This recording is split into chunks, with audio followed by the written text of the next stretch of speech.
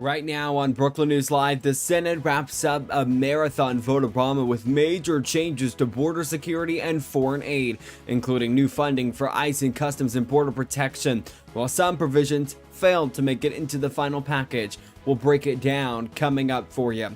Plus, this developing story right here out of Arkansas. A sheriff nominee now walking free after murder charges were dismissed. There's a high-profile case now taking a sharp turn in court. And overseas, Ukrainian President Volodymyr Zelensky now calling for direct face-to-face talks with Vladimir Putin, while global tensions continue to simmer across multiple regions. And this developing story out of space, NASA now ordering astronauts on the International Space Station into an elevated safety posture over a possible system concern. Brookland News Live starts right now. It's time for all the news you need and more. Brookland News Live starts right now. And thank you for joining us on this busy news day. It is Friday, June 5th, 2:02 here in Brooklyn, meaning it is 12:02 on the West Coast and 3:02 on the East Coast. On the right side of your screen, a live look at the National Mall there. The reflecting pool now all filled up as construction wrapping up now on the reflecting pool. Beautiful sight though. You take a look in the nation's capital. I'm Jackson Mitchell. Again, it is good to be with you. We got a lot of stories to get to, and we start you guys with this one. We had a shot of the International Space Station a few moments ago, but we have since lost that. But it is a pretty big story here. NASA briefly directing crew members aboard the International Space Station to enter a, quote, safe haven or an elevated safety posture. This comes after concerns had arose of a potential safety issue linked to air leaks. Scary scene there in the Russia's Zaveta service module transfer tunnel. That's where this leak was. A NASA spokesperson said the move was taken, quote, out of an abundance of caution while engineers assessed the situation. Now, the precaution had required part of the crew to temporarily shelter in their spacecraft and be ready for possible evacuation while Roscosmos paused on board to repair that work to collect additional data. The affected astronauts later returned to normal operations after NASA determined the risk had stabilized and it was safe to resume regular activities on the station. NASA and Russian space officials say that they continue to monitor the long-running air leak issue, which has been a known concern for now years and remains one of the key technical challenges for the ISS's engineers' work to maintain the station's structural integrity. So again, a story out of the International Space Station right now that we are in fact monitoring. Also, the May jobs report released early this morning now showing growth in jobs while inflation is now remaining steady. The latest jobs report is in and it shows a stronger than expected U.S. labor market. The economy adding about 172,000 jobs last month, well above forecast, extending a steady stretch of hiring through the spring. The unemployment rate had held firm at 4.3%, signaling that employers are, well, still hiring at a solid pace. This comes even amid broader economic uncertainty. Wage growth also came in moderate, rising about 0.3% on the month and 3.4% over the past year. Now that suggests pay it's still increasing, but not at a pace that would drastically overheat the economy. Now at the same time, inflation remains relatively steady, still present and elevated compared to pre-pandemic levels, but not accelerating sharply in this new report that we are getting out this morning. Take a look at reaction already coming in.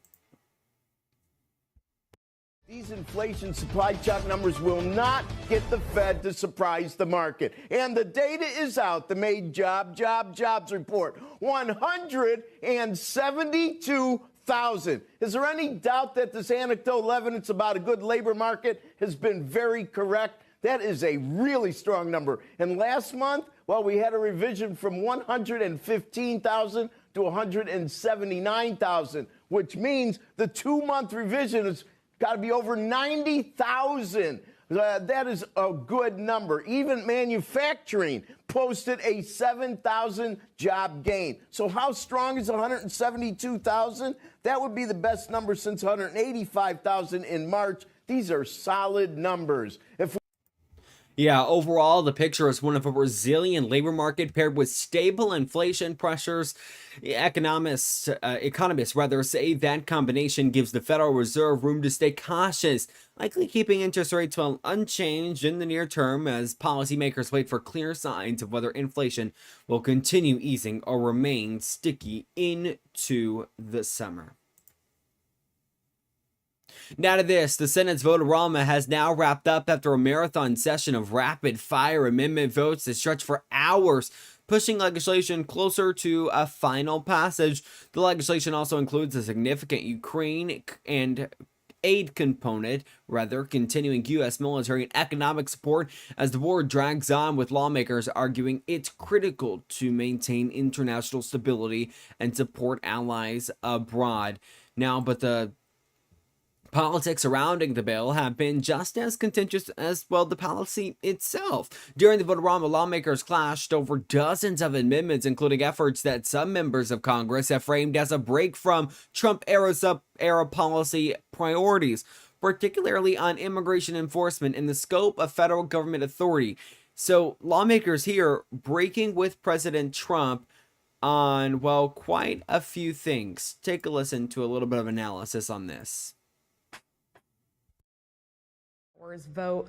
What does that mean for the war, if anything? Is what we are seeing on Capitol Hill, does that have any actual impact, you think, on the administration's strategy for this conflict? I mean, it's not. We don't know what the administration's strategy is right now. It seems it's not even a day-to-day, but it's almost an hour-to-hour of change in plan for what the president talks about, what he might do going forward with Iran. All we can really do right now is look at the military footprint as some sort of guide to where this could be going. And at this point, what we know is the U.S. military has still maintained a large footprint that has been there essentially in the same numbers, roughly the same numbers, since this war began back in February. In fact, they have actually even increased the number who are there. So it's not clear what President Trump is going to do, if he's going to try to keep going forward with this peace negotiations or trading of notes back and forth, which is what it really is, or if there could be a real chance that he goes forward with major combat operations again. All we know is that no matter what, he continues to have everything that he needs there in place if he decides to restart operation. So at the center of all of this vote-a-rama was a roughly $70 billion immigration enforcement funding package that significantly boosted resources for immigration and customs enforcement. Also, you might have likely heard it referred to as ICE, and Customs and Border Protection, CBP is what it's referred to as. The measure passed and is aimed at expanding deportation capacity, detention operations, and broader security infrastructure. The bill moved forward under reconciliation rules, allowing it to clear the Senate without needing Democratic support, and it now heads to the House for consideration.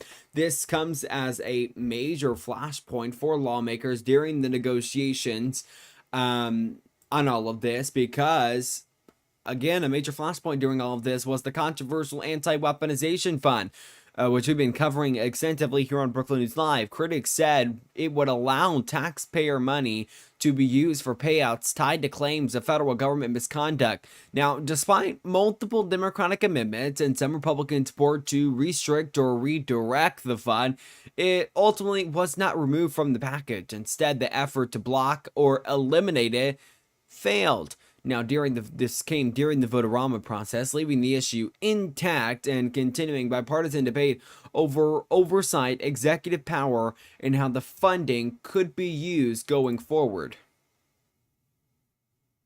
Hurting, and this administration is acting as if the American people are their ATM. And now, a growing number of Republicans, like North Carolina Senator Tom Tillis, who calls the fund, quote, a payout pot for punks.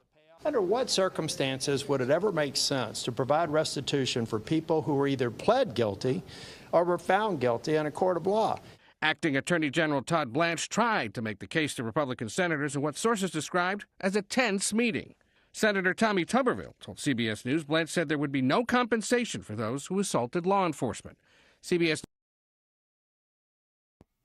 Now, Todd Blanche, the acting attorney general, he made an announcement earlier this week that the fine would be off the table. We played some video on that yesterday, on Wednesday, but President Trump has continued to say, well, the fund is actually on. To clarify on what you were asked earlier. Is the $1.8 billion DOJ fund dead or is it on hold? It's, I'd have to ask the lawyers, I don't know. I know one thing, the weaponization, are you talking about the weaponization fund? Yeah, what's your decision? The weaponization fund, as far as I'm concerned, was a beautiful thing. It was something I didn't make it, but I heard that, I thought that was the greatest thing because people like you have abused our people so badly. The fake news like CNN, like the New York Times and like others have abused our people. Wait a minute, be quiet. Have abused our people so badly, and you should be ashamed of yourself. You used to be a conservative. She was a conservative from Alabama. Can you believe it? But CNN, in particular, CNN does such false reporting. But now they have new ownership, so maybe it'll straighten it out. I doubt it. So President Trump there saying, not really giving a clear answer that it's on pause. He's said multiple times that it was a good idea and he believes that it was wrong that it had to be canceled. But Acting Attorney General Todd Blanche announced that earlier this week. Okay, it's a story we're going to continue to follow. Of course, the vote-a-rama has now paused on Capitol Hill. It has now came to an end. The House was expected to vote today, have votes today, and it could have been on part of what the Senate voted on inside their vote-a-rama, but they will be back on Monday. So we'll have to watch and see some of those key bills that passed in the Senate. Do they still pass in the House? Live look there at Capitol Hill. Okay, still to come. Right here on Brookland News Live, the transcript of an interview behind closed doors with the House Oversight Committee with former Attorney General Pam Bondi, now released. What she said and why so much blame might have been put on Todd Blanche. We're breaking that down when we come back. Brookland News returns right after this.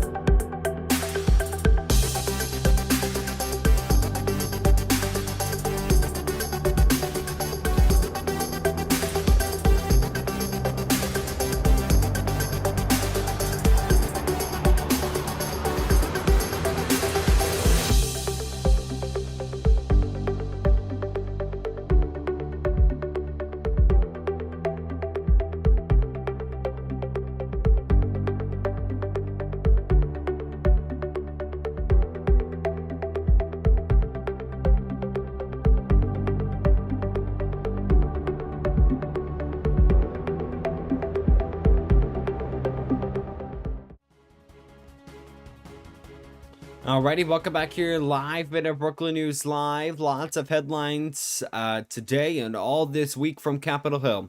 Well, a recently released transcript from a closed-door House Oversight Committee interview shows former Attorney General Pam Bondi defending her handling of the Justice Department's Epstein files, and specifically shifting responsibility to Deputy Attorney General Todd Blanche, at the time now acting Attorney General. Bondi told lawmakers she did not personally direct the full review and release process, saying she delegated oversight to Blanche, who was then responsible for managing key parts of the document review and public disclosure. We reviewed the transcript, and pulled some key quotes that we found from the transcript. You are taking a look at them now. Quote, "To the best of my knowledge, the department produced everything required under the Epstein Files Transparency Act." That is a claim that she's making there that Democrats would disagree with.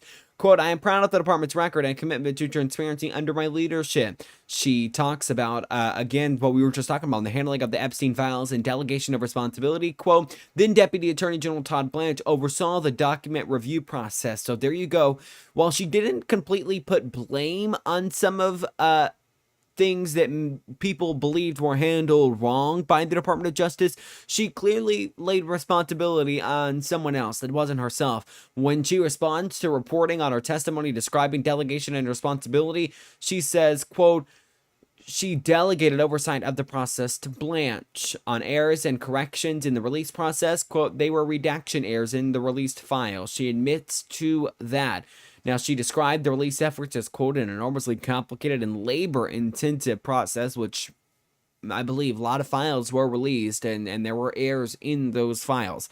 So, in short here, the interview does not show, well, a single blame statement, as I was just noting, but it clearly shows Bondi placing primary responsibility for the handling of the Epstein files release on Blanche's oversight role. Now, a detail that has now come to a major flashpoint in this ongoing congressional investigation of the DOJ's handling of the investigation. Here's lawmakers after the interview was conducted. This is, of course, before this transcript was released. So take a listen to this. You're going to hear in that interview, and what she's saying here in her words and remarks, is that it was Todd Blanche, the current acting AG, that was leading the Epstein investigation. And quite frankly, all of the mistakes that we saw, the redactions, not protecting survivors, she continues to push that back onto the acting AG, Todd Blanche, who, by the way, was Donald Trump's former personal lawyer. I also personally asked the former AG 5 times and 5 different questions about her conversations with President Trump, whether he directed her at any given time on the Epstein files, what he knew, what he asked her to redact or not, and she refused to answer any questions about President Trump. In fact, she said that she would not speak or respond to any questions that had anything to do with President Trump.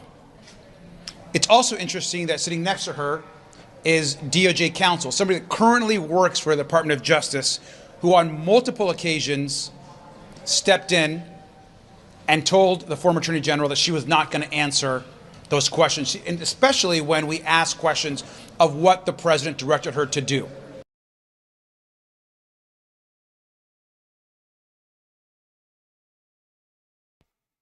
The conflict between Iran, the United States, Israel, and regional allies continue to escalate, with new maritime and missile-related incidents reported in the Persian Gulf and Gulf of Oman.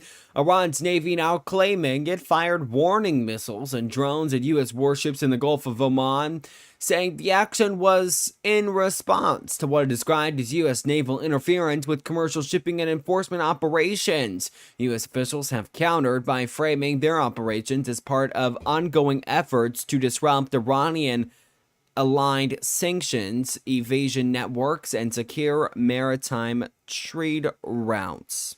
At the same time, the broader regional war remained active across multiple fronts, including Lebanon, where Israeli strikes continue despite diplomatic pressure and previous ceasefire efforts. Hezbollah rejection of a brokered deal has further complicated peace talks, while Iran has reaffirmed its support for the group and linked any wider negotiated settlement to conditions including Israeli withdrawals. Now, this comes as earlier today, we got new CNN reporting that says Iran Supreme Leader advisor says talks are deadlocked over $24 billion, and is now warning of a wider war. Again, that is new reporting coming in today from CNN. Listen in. This is President Trump yesterday on Iran. I wanted to ask you about this report that you would only restart the conflict with Iran if they killed U.S. troops. Is that your red line for ending the ceasefire? If they killed? U.S. troops. What does that mean? That you would restart the war with Iran if they killed U.S. troops. Well, it would be a good reason. I'll be honest with you. If they killed U.S. troops, I think I would do that very quickly. Yeah, that's a very interesting question. You responded to the vote in the House yesterday on the War Powers Resolution. Also, we've seen Hezbollah reject the U.S. brokered peace in Lebanon. You said that negotiations are in final stages. What is Iran saying they're stalled. Yeah, what does reject mean? They didn't reject. Look, they're looking. I think Hezbollah, I will tell you, they called us and they said, how about stopping? And I think you're going to see things happen over there. That's been like a little bit of a different world, but it's interconnected with Iran. And it would be really nice if Lebanon could have some peace. Lebanon's been under attack for so many years and always like an underdog. And it would be really nice if it could end. And I spoke to Bibi Netanyahu about that. And I speak to them about it. And I actually spoke to Hezbollah about it. And I think progress is made. That's been going on for a long time. You know, when you look at that for years and years, 48 years, I say, well, let's get this settled. How long has it been going on? 48 years. I said, that's a long time. Not that easy, but go ahead. As we get closer to the midterms, are you starting to factor in domestic reaction to this in your handling of this? No, I just do what's right. Indefinitely? No, I mean, look, it was like Venezuela. It was very unpopular. Then we won, and my numbers went through the roof. I have very high poll numbers. They went through the roof. It was very unpopular when I went to Venezuela. They said, oh, we don't want... Well, first of all, that one's relatively close. It's sort of a semi-neighbor, right? And the relationship with Venezuela is incredible. We've taken out millions and millions of barrels of oil out of Venezuela. It's very oil prone. I guess, Chris, one of them. Yeah, and speaking of oil prices, gas prices in the United States still going down for now. 422 is the national average. Yesterday, 424, 385 here in the natural state, 370 in Jonesboro right now. So gas prices down from their high that they were just a few weeks ago now, as this war continues and Iran continues to warn of a wider war, all as U.S. President Donald Trump says, well, they're trying to make a deal and they're in progress of making a deal. Well, now to some breaking news out of the Russia-Ukraine war. Ukrainian President Volodymyr Zelensky now publicly calling for an in-person meeting with Russian President Vladimir Putin, issuing an open letter urging direct talks to end the war. Now, inside this letter, Zelensky proposed a face-to-face summit in a neutral country, such as Switzerland, Turkey, or an Arab state, and said Ukraine would be willing to enter a full ceasefire during negotiations. Now, in this letter, Zelensky arguing that only direct leaders level talks can break the current stalemate, and suggested key issues such as territory, security guarantees, and prisoner exchanges could be addressed at the table. Ukrainian officials said the move is designed to push diplomacy forward at a time when global attention is split across other conflicts, including the situation in the Middle East. Now, the Kremlin, which is kind of like, now we see the White House, it's the Russian president basically saying they've acknowledged receiving the message but have not responded, signaling that any meeting would depend on conditions such as progress toward a broader peace framework Russian officials have also questioned some of the terms of the proposal, keeping it the possibility of a direct Putin-Zelensky meeting uncertain. And I'll also note they did not publicly respond to the letter. We don't know that part yet, if they did actually respond to the letter, but publicly it is a no. Here's President Trump weighing in on this as the news was breaking yesterday as he was in the Oval Office. President Trump, this was just crossing as we were heading in here. President Zelensky wrote a letter to President Putin. He wants the two of them to meet to hash out the end of the war in Ukraine because he thinks you are too busy with the war in Iran. Is he right? Well, I don't know. I'm glad that they're maybe talking about meeting. I think we had a lot to do with it. I know exactly what you're doing. But I think it would be great if they met. They should get it done. Mr. President, there's been a lot of talk lately about the Treasury putting your face on a $250 bill. Have you seen a mock-up of the Trump $250 bill? And if that winds up being currency, would you ever be able to tip anyone anything but that? Well, I think I'd probably leave it for everybody. I have actually seen something just about 2 days ago. I know it's been pushed by a lot of our supporters, and I'm honored that they're doing it, but we'll see how that all works out. But I have heard about it, and there is a group of people, they really like the job we're doing, you know, so that's a great honor. Yep. President Trump there on the latest updates in Ukraine. Alrighty, a live look right now at LAX, or the Los Angeles International Airport. When we come back, well, results and ballots, they're still being counted in the race to become the next mayor and governor and several other races. Plus, flights to LAX now being canceled. Seasoning changes is what airlines are saying it's for, but it's really fuel costs. We'll talk more about that coming up later in the show. Stick with us. You're watching Brooklyn News Live.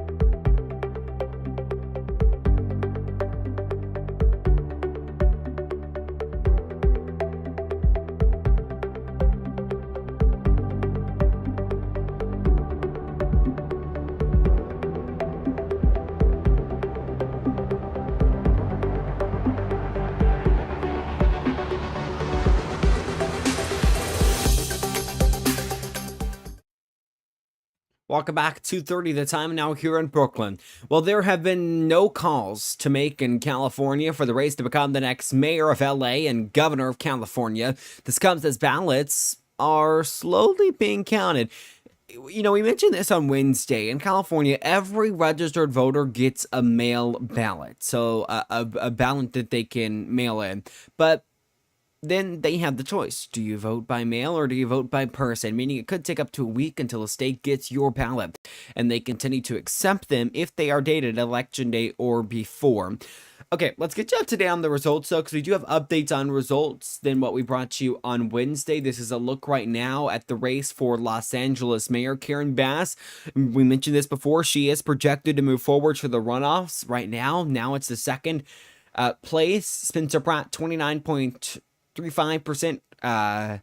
Then you got 23.42 for Nitya Raman. So a race to watch. We are keeping our eyes peeled towards it. If there are any calls, again, as I've noted days before, if there's any calls while we are on the air, if we're not on the air, stick to our social media pages. You know, we're going to bring you those updates if we get them. Then there's also the race for, this is California governor. Take a look at this. These are the numbers there. Xavier Becerra, who is the former Health and Human Services Secretary under President Biden's administration, he's projected to move forward.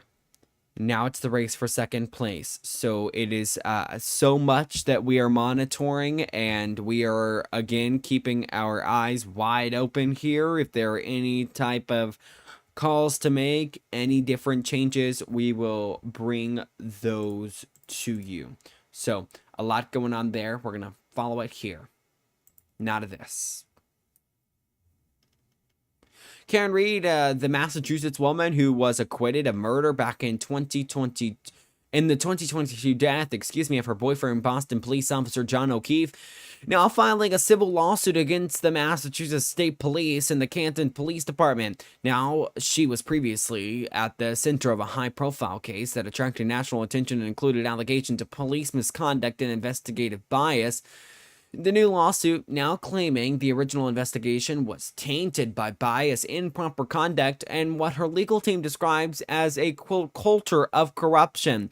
It alleges investigators focused on Reed from the start while failing to fully pursue other possible leads, and seeks damages for her emotional distress, lost income, and reputation harm. A key part of this filing, it all centers on allegations against former state trooper Michael Proctor and Canton Police Sergeant, Sean Good.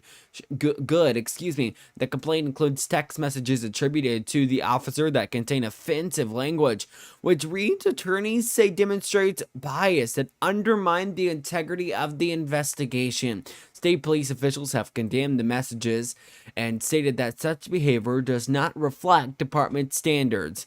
The civil case now moves forward after Reed's criminal acquittal, setting up a fresh legal battle moving forward here, and now bringing more scrutiny into how law enforcement handle one of Massachusetts' most high-profile murder investigations. So that is another case out of Karen Reed's trial, that Karen Reed, that we will be watching. A U.S. citizen who was reported missing in Japan may have left intentionally. This is new information. We're just getting it about this one. According to early information from authorities and initial reporting here, investigators say there is no current evidence of foul play in this case, and early indications suggest the possibility that the individual disappeared by choice rather than through criminal or accidental circumstances. This is an Auburn student here, James, who went by Weston Higginbotham, as now missing. Local police in Japan are continuing to work with U.S. officials to trace the person's last known movements, including reviewing surveillance footage, travel records, communication, everything in that field there. While search efforts remain active, officials are treating the case as a missing person investigation rather than a criminal one at this time. Again, early indications into this case say there was no foul play involved. Authorities have yet to release additional details about the individual's identity or circumstances of the disappearance, but say the investigation remains open as they work to confirm whether the person left the area on their own or just to simply or simply has not yet been located. So it's a story we're following right here in Brookland News, and we'll bring you updates when we get them. Again, you're urged to call authorities if you have any type of information on that Auburn student now missing in Japan. More Brookland News Live right after the break. Stick with us.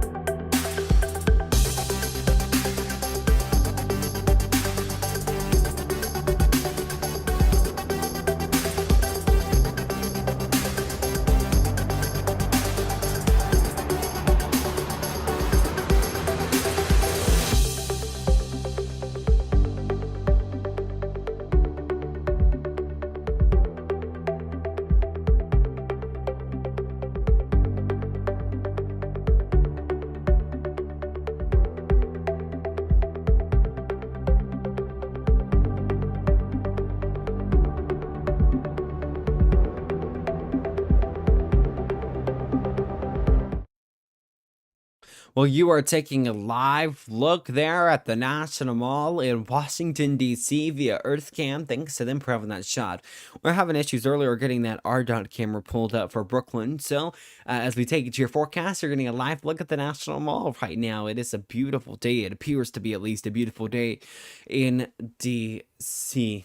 Nice skyline to view there. Nice day here in Brooklyn as well. Tonight, low of 68. It feels great outside unless you're like doing something serious, actually working outside. You should be fine.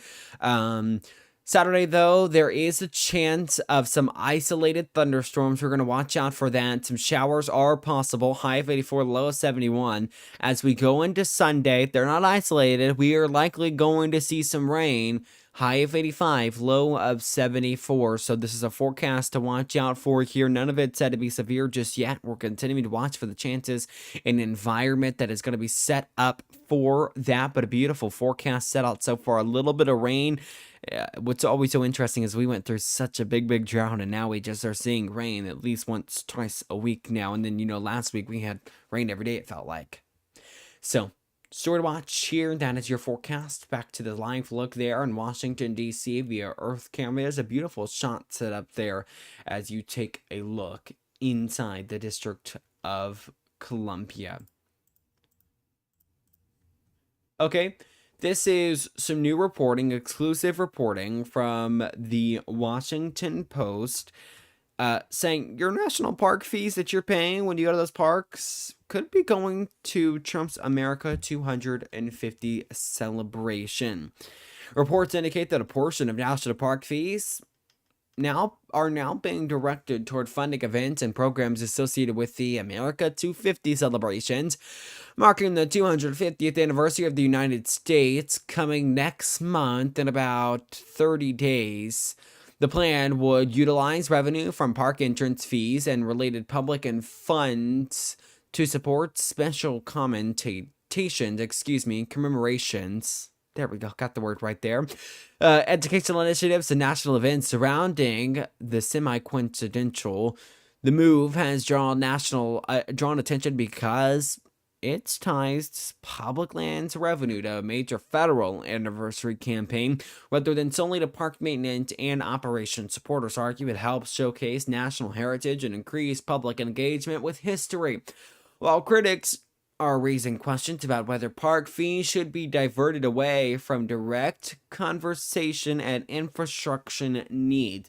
The American 250 initiative itself is a multi-year federal and state effort planned around the 2026 anniversary, with events expected across the country leading up to July 4th.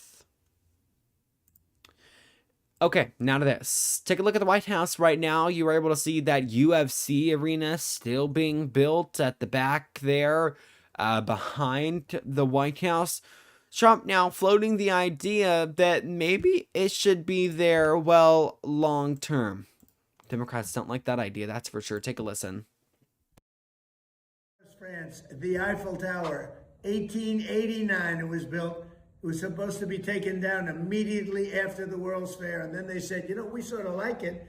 Let's leave it up a little bit longer. And then they said, let's leave it up longer and longer and longer.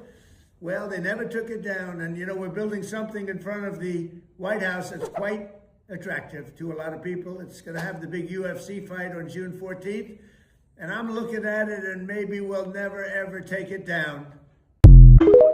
Yeah, so President Trump there on TikTok, floating that idea of keeping a UFC-style event set up near on the White House lawn, long term, as part of a broader push to host high-profile combat sports and entertainment events in Washington. Now, this discussion comes after previous UFC-themed events and appearances that have tied mixed martial arts promotion to political and national political venues. Of course, we know the president likes to attend UFC fights. He's been to so many during his presidency and during the campaign to be president since 2016 and before that. The idea, according to reporting, would be to use the White House grounds or surrounding areas as a symbolic venue for major sporting exhibitions and public events. Critics, of course, raising questions here about security, tradition, and the appropriateness of commercial-style entertainment on presidential grounds, while supporters argue it could be a high-visibility way to promote American sports and culture. No formal plan has been announced, and it remains at the level of early discussions. So just a story to watch here. We'll see. We know that fight is set for July 13th on the White House lawns. It's going to be a story to watch for sure.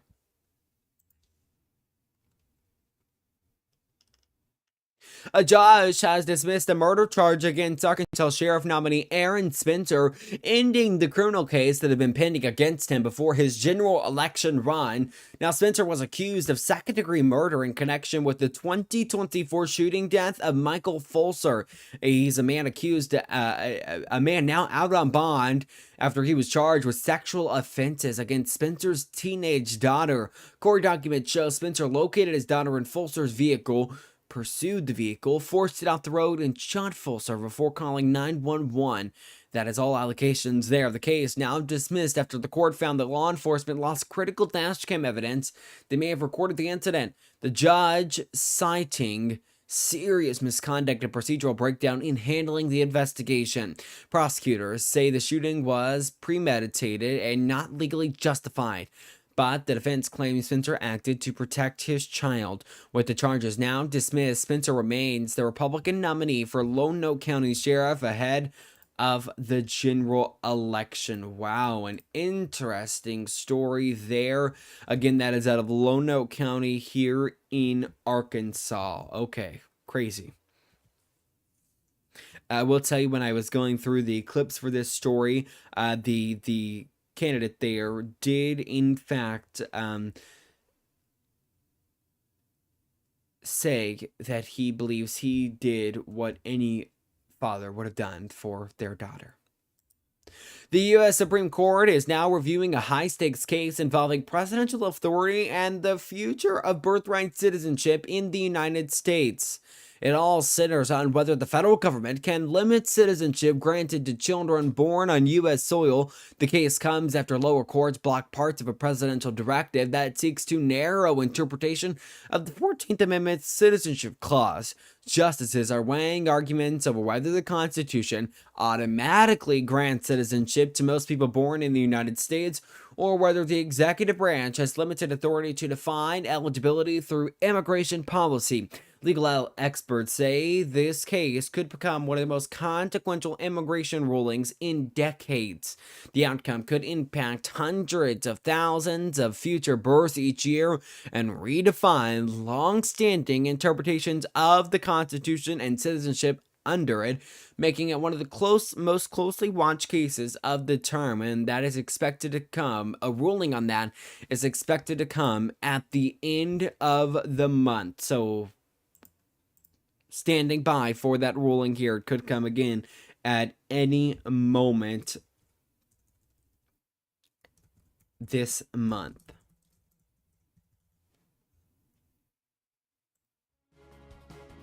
Okay, cue the music because we've got more Brookland News Live coming up for you. Actor James Handy stabbed to death overnight in Los Angeles, and now his son's girlfriend arrested. What you need to know about that. Coming up right here on Brookland News Live. We are back in 60 seconds.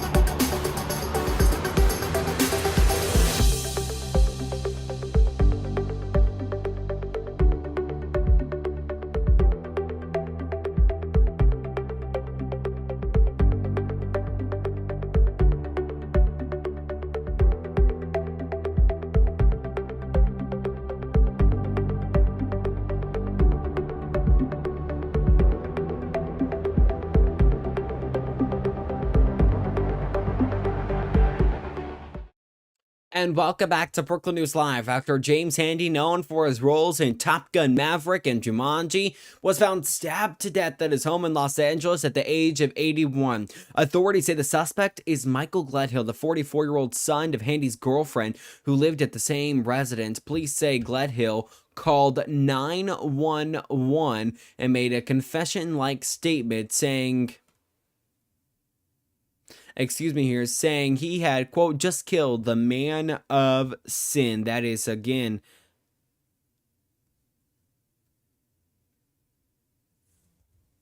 coming in overnight here. Handy was discovered outside the home with multiple stab wounds to the chest and was pronounced dead after being taken to a hospital. Investigators say the incident appears isolated and there is no known threat to the public. The motive of the attack still unknown here, not officially confirmed, and the case remains under investigation as detectives continue to review forensic evidence, witness statements, and digital communication. So it's a story to watch here. Again, actor James Handy killed overnight. The police are alleging the suspect is Handy's girlfriend's son. Story to follow there. Okay, I want to get you out to a live look right now at Los Angeles International Airport, LAX. Airlines across the United States now reevaluating their networks at Los Angeles International Airport as rising jet fuel costs continue to pressure operating budget and force, route adjustments. American Airlines already confirming it is cutting or suspending several domestic routes out of LAX, including flights to cities such as Cleveland, Columbus, Pittsburgh, and Washington, D.C. The airline says the moves are part of a temporary schedule adjustment driven by higher fuel costs and lowering performing routes, which affected passengers being rebooked or offered refunds. Other carriers making very similar moves here, even if less dramatic. United Airlines also trimming overall capacity system-wide, including some reductions on domestic routes connecting through West Coast hubs like Los Angeles. Delta continuing to invest in LAX, but now shifting frequencies on certain routes while reallocating aircraft to more profitable markets. Alaska Airlines doing the same thing here, adjusting its West Coast network, including select cuts and frequency changes tied to both cost pressures and fleet constraints. So overall, industry analysts say this does not represent a full pullback from LAX, but rather a broader kind of realignment, all because of high demand in fuel cost. So it's going to be a story to watch there. Fuel costs remain elevated and operational expenses continue to rise across the industry. That is a story to follow there. Again, a live look you are taking right now at LAX, Los Angeles International Airport. Again, a story to follow. We'll have to see what the future of LAX is here.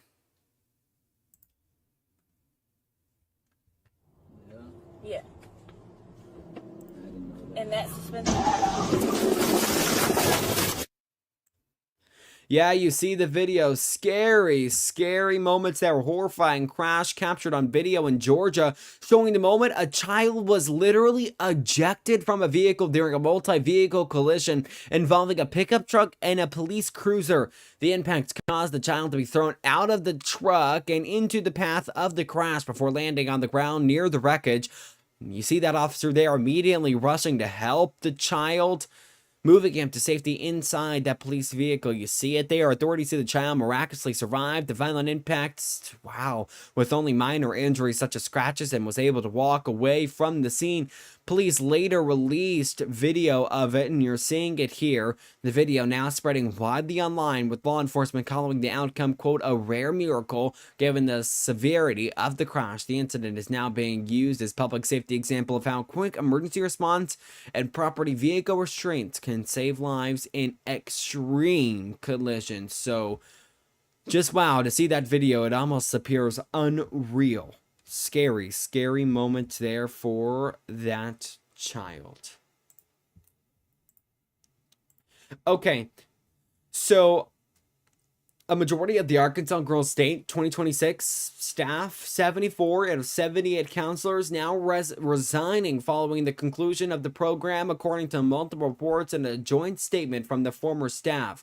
The counselors say the resignations were driven by serious concerns over program leadership and culture, including allegations of, quote, a culture of fear, strict and sometimes changing dress code rules, and treatment of both staff and students they described as disrespectful or, quote, shame-based.